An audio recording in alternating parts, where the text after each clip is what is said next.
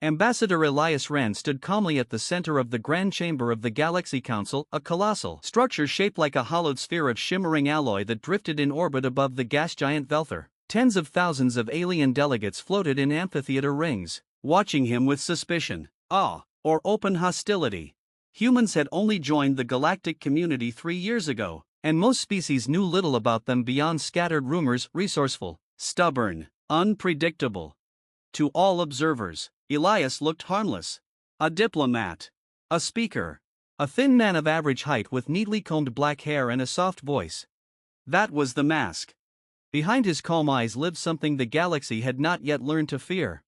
The chamber dimmed. A deep, resonating gong signaled the session's beginning. High Speaker Zyril floated forward, a tall, translucent Sophronian whose body shimmered like liquid light.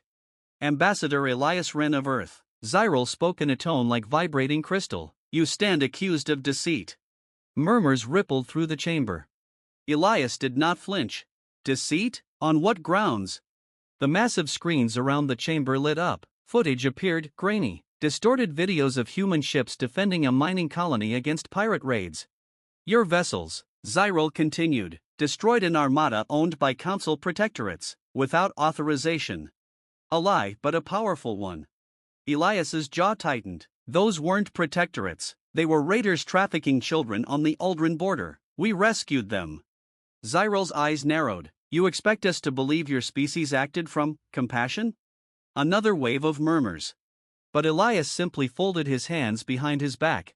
We don't expect you to believe it, he replied. We simply expect you to stop twisting what happened. The gallery erupted, shouts, hisses, thundering limbs. Zyril raised a glowing appendage. Silence. Elias wasn't intimidated. He had spoken here before. He knew many hated humans for not fitting into the old political order. But today felt different. There was an energy in the air. A trap waiting to spring.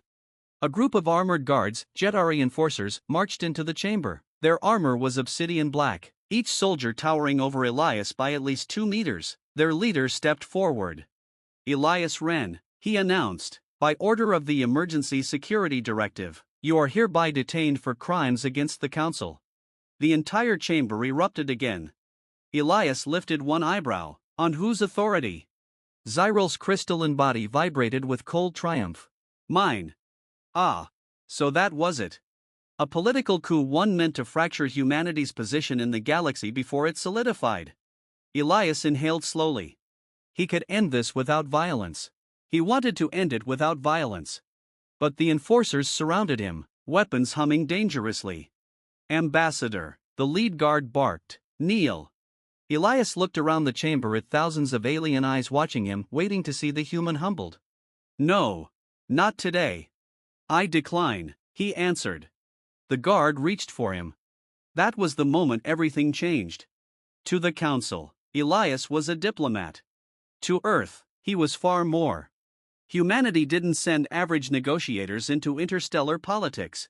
Not when surrounded by species who could tear steel with their claws or melt stone with their breath. Humans sent their best. Ambassador Elias Wren had once been called the Wall, the last thing pirates, raiders, or invading soldiers ever saw. He moved before the enforcer's hand touched him, so fast the motion blurred. He didn't strike. He simply shifted his weight, stepped aside, and let the guard's momentum carry him forward. The massive armored alien crashed into another enforcer, knocking both to the floor. Gasps filled the chamber. Another guard lunged. Elias twisted lightly, placing a single palm against the alien's elbow. Pressure, a shift of balance. The enforcer toppled harmlessly to the side, crashing into a support pillar. He wasn't hurting them. He was neutralizing them with the precision of a master. But rumors spread faster than truth. Delegates began screaming.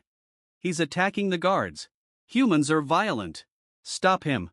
Dozens of enforcers surged toward the center. Elias exhaled. I really hoped you wouldn't force this. He tapped a control on his wrist. A faint hum vibrated through the air. And then the illusions dropped. Elias's diplomatic attire shimmered away, replaced by matte gray tactical armor woven with nanothreads. His posture shifted from patient diplomat to something sharper, colder, honed. Something deadly. A whisper swept across the chamber. Death in disguise. Because some had heard the rumors. The old pirate captains whispered stories of one human operative able to dismantle entire ships alone. The Rothi warclans spoke of a silent shadow that ended their threat on the frontier. They had called him the Quiet Reaper. And he had retired into diplomacy. But the galaxy had just woken him up. The enforcers hesitated now, fear prickling their movements. Elias raised his hands peacefully. "Stand down, I am not here to fight." The lead guard barked. "He's lying, he is a human weapon, terminate him." A circle of blasters lit up.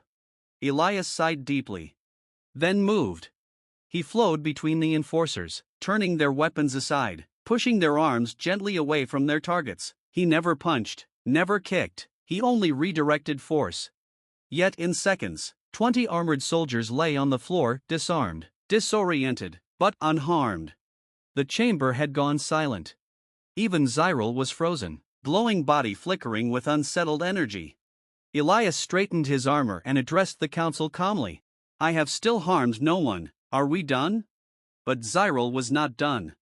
His voice boomed through the chamber's speakers. "Activate sphere protocol, eliminate him." Panels opened in the walls. Dozens of floating turrets unfolded, targeting Elias with synchronized precision. Elias muttered to himself, "Why do they always escalate?" The turrets fired. Light filled the chamber. Delegates screamed, shielding themselves. But when the light faded, Elias stood untouched, surrounded by a shimmering barrier of rotating hexagonal plates. His suit's defensive grid hummed, dissipating the attack. He looked almost bored. "I would have preferred a meeting agenda before the assassination attempt." The chamber trembled with fear. Elias tapped his wrist console. A hologram sprang to life above him. Images, files, encrypted documents, all exposing Zyril's conspiracy. The Sophronian High Speaker had secretly supplied the raiders attacking the human mining colony. He planned to blame humanity, destabilize Earth, and gain control of the new hyperlane that humans were mapping. Elias projected the final piece of data, Zyril receiving payment from the pirate clans. The chamber erupted, not in fear, but in fury. "You betrayed the council. You armed criminals. You attempted to assassinate a delegate." Zyril's body pulsed erratically. "Lies, fabrications, humans manipulate." But it was too late. Council guards, real ones, emerged. Zyril fled behind a shield of light. Elias stepped forward. "Zyril, surrender, don't make this worse." Zyril screamed and unleashed a shockwave of crystalline energy. The floor cracked, delegates ducked. Elias leapt, rolled, and landed in a crouch. He didn't attack, didn't retaliate. He simply walked through the shockwave, his armor absorbing the impact. Zyril backed away, trembling. Elias placed a hand gently on the crystalline being's arm. "Stop, it's over." Zyril collapsed, defeated. Council guards surrounded him.